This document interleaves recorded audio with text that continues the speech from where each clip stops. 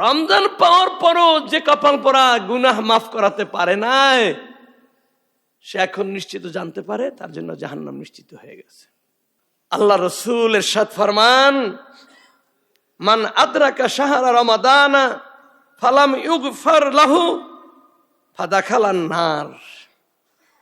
যে ব্যক্তি মাহে রমজান পেল অথচ নিজের গুনাহ সমূহ মাফ করাতে পারল না, তার জন্য দোজখ নিশ্চিত হয়ে গেছে।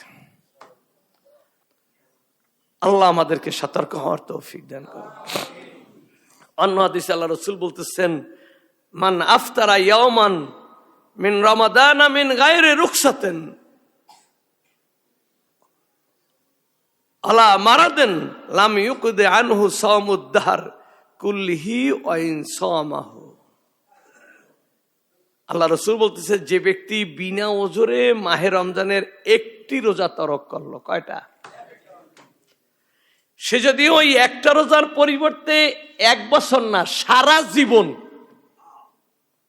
100 বছর বাঁচবেন আর 100 বছর রোজা রাখবেন, তথাপিও সে ওই রোজার সওয়াব লাভ করতে পারবে না।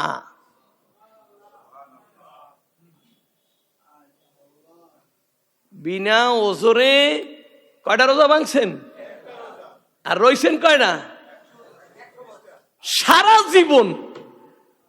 জীবন রোজা রইও রমজানের একটা রোজার সওয়াব আপনি লাভ করতে পারবেন না।